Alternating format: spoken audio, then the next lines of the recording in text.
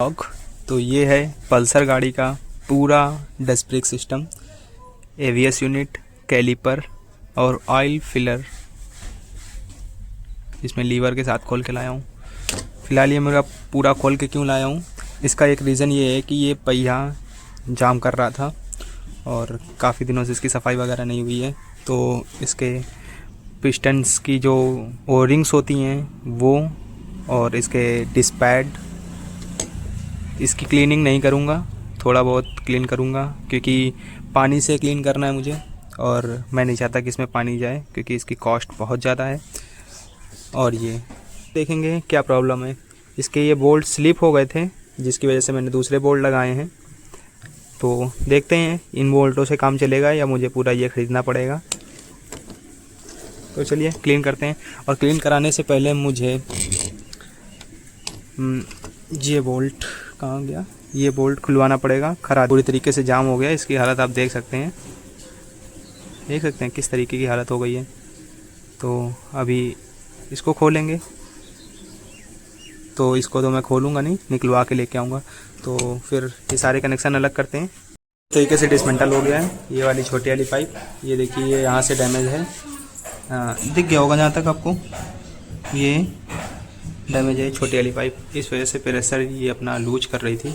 लंबी वाली पाइप, तो इनको पानी से धुलेंगे। ये अपना रहा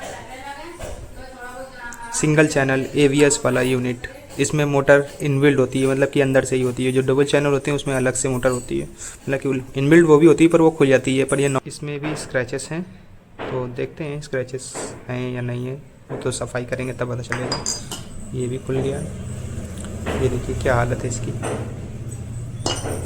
और ये देखिए इसके पिस्टन्स की ओरिंग चेंज करेंगे। और जो बोल्ट नहीं खुला था वो ये रहा। ये वाला बोल्ट खुलवाने जाने से पहले इन पिस्टन्स को निकालना ज़रूरी है। और ये डिस्पैड इसलिए लटके हैं क्योंकि जब तक ये बोल्ट नहीं खुलेगा तब तक ये डिस्पैड नहीं निकलेंगे। तो चलिए इन पिस्टन को निकालते हैं। जनरली इन पिस्टनों को आप तभी निकाल लें जब गाड़ी में डिस्क ब्रेक हो, लीवर को इस्तेमाल करके। बट मेरे केस में ऐसा था कि मैं ऐसा नहीं कर सकता था कि गाड़ी में लगे मैं इनको निकाल सकूं। तो चलिए, अगर आपने इसे खोल लिया है तो इसको निकालने का एक तरीका बताता हूं आपको। कुछ इस तरीके का प्लायर लीजिए जो दबाने पे आगे से खुलता हो। सिंपली लॉक खोलने के काम आता है ये। इसको आप ऐसे रखें, और इधर से प्लास डालते हुए जब इसको दबाएंगे, ये ऐसे पेचकस चला गया। जब इसको आप दबाएंगे और इसको खींचेंगे तो पिस्टन बाहर आ जाएगा। मुझे फोर्स लगाने के लिए वीडियो बंद करना पड़ेगा। तो चलिए वीडियो बंद करते हैं, फिर निकाल करके आपको दिखाते हैं।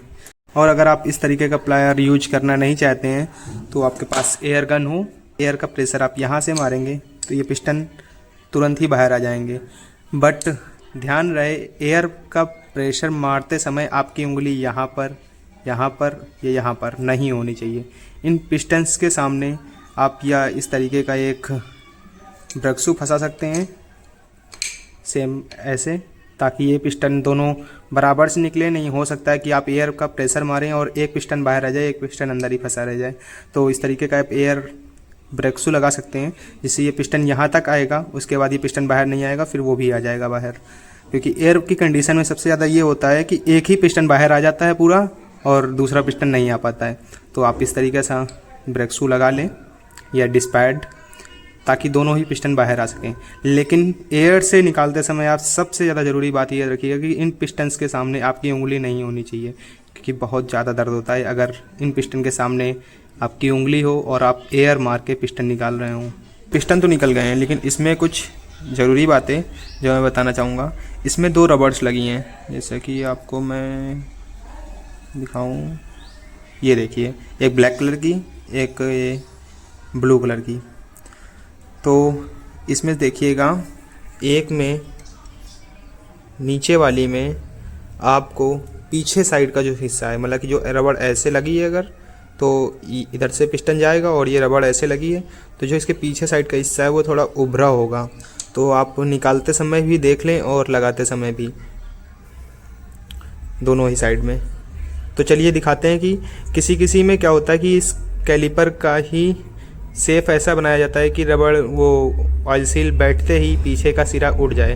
बट कुछ कुछ कंडीशंस में ऑयल सील भी ऐसी आती हैं कि पीछे का सिरा उठा हो, मतलब कि एक साइड से पतली आती है, एक साइड से मोटी। तो जो मोटी वाला हिस्सा होगा, जो मोटा साइड का हिस्सा होगा, वो कैलिपर के इधर साइड लगेगा। मतलब कि पिस्टन अगर इधर से जाता है तो उधर साइड लगेगा, मतलब कि इधर साइड पीछे की ओर।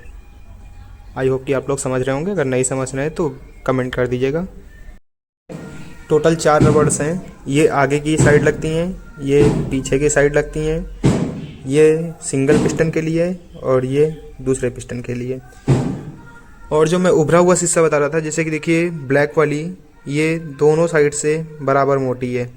और हमारा कैलिपर जो है उसमें पीछे वाली, अगर आप साइड देखेंगे, अगर आपको दिख रहा हो तो, कि इसमें जो पीछे वाली साइड है, इस कैलिपर में ही ऐसा डिज़ाइन किया गया है कि ये समतल वाली, अगर मैं जब ओरिंग लगाऊंगा, जब मैं समतल वाली ओरिंग लगाऊंगा तो ये आगे साइड से प्रॉपरली बैठेगी और पीछे साइड से थोड़ा उभरा हुई रहेगी। तो आप लोग वो गौर करिएगा। पीछे वाला उभरा इसलिए होता है ताकि जब पिस्टन बाहर की ओर आए तो ऑयल को साथ में लेकर के ना आए, ऑयल अंदर ही रहे, केवल पिस्टन ही बाहर आए। और जब वापस जा रहा हो तो ऑयल को भी दबा करके वापस लेके जाए। जो ऑयल आगे आए उसको वहीं पर ना रहने दे, उसको वापस भी लेके जाए। इसलिए पीछे से उठा करके ये सील्स बनाई जाती हैं। कुछ सील्स होती हैं ऐसी कि एक साइड का सिरा पतला होता है, एक साइड का सिरा मोटा होता है। अगर वैसा कुछ है तो आप मोटे वाले सिरे को अंदर की ओर रखें। और जैसे कि हमारी कंडीशन में ये सील बराबर हैं, इसका मतलब कैलिपर को ही ऐसे डिज़ाइन किया गया है कि आप किसी भी तरीके से लगाएं, वो जो उठा वाला हिस्सा है वो अंदर की ओर ही रहेगा।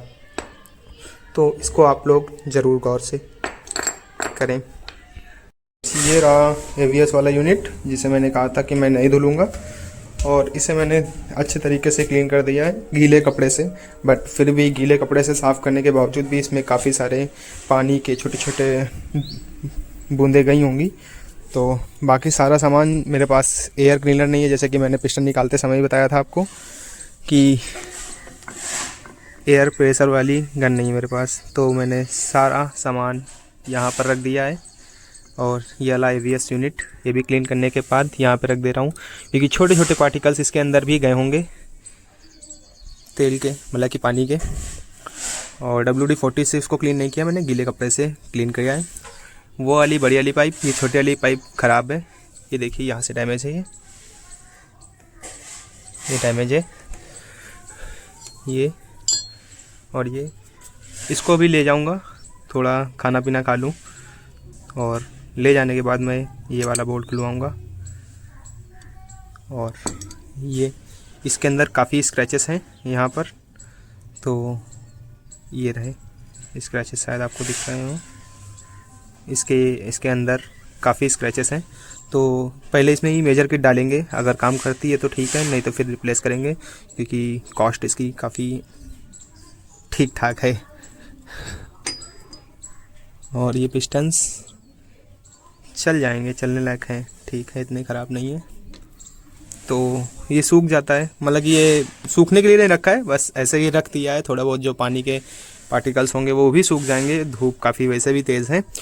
और तब तक खाना पीना खा लेता हूँ, और थोड़े कुछ ज़रूरी काम है वो भी कर लेता हूँ, तब तक ये ऐसे ही पड़ा रहेगा। और आज वैसे भी ये काम नहीं हो पाएगा, क्योंकि यहाँ पर जिस दुकान से मैं सामान लाता हूँ वो आज के दिन बंद रहती है, तो सामान इसका कल ही मिलेगा। तो बस दिखाते हैं आपको कि क्या क्या सामान इसमें मैं नया डालूँगा और क्या क्या पुराने यूज करूँगा। और ये मैंने ऐसे ही रख दी धुल करके, बाकी ये डालूँगा मैं नई, ये नहीं डालूँगा। तो चलिए